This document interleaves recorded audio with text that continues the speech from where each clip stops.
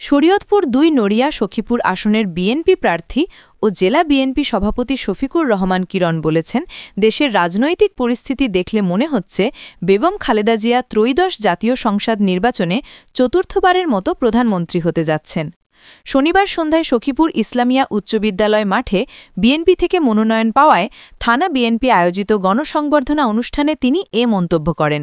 তিনি আরও বলেন, গত ১৭ বছরে মানুষ যে দুঃসময়ের মধ্য দিয়ে গেছে এখন পরিবর্তন ও মুক্তির আশা করছে। সেই প্রত্যাশা পূরণে বিএনপি কাজ করবে। অনুষ্ঠানটি ছিল বেশ উচ্ছ্বাসপূর্ণ।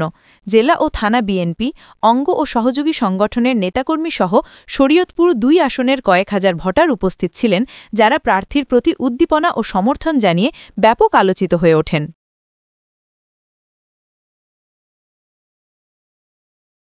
দেশের সার্বিক পরিস্থিতি যা দেখা যাচ্ছে, সেই দেখাতে মনে হচ্ছে বাংলাদেশের আপসী নেত্রী,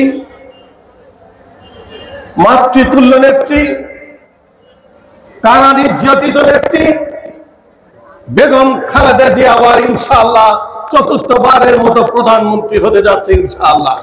শফিকুর রহমান কিরণ কচুরি পানার মতো বেশি আসে না এই দেশে। শফিকুর রহমান কিরণের সাথে নড়িয়া সখীপুরের ৪ লক্ষ লোক আছে। আমি জানি, এই ৩৪ বছরের রাজনীতি শিখেছি। আমি আব্দুর রাজ্জাকের সাহেবের সাথে নির্বাচন করেছি।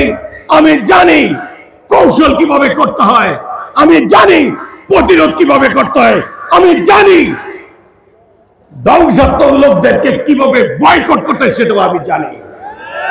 অতএব শফিকুর রহমান কিরণকে ভয়, ভীতি, কুৎসা রটিয়ে কোনো লাভ হবে না। রাজনীতি ভাবে মোকাবেলা করতে হবে।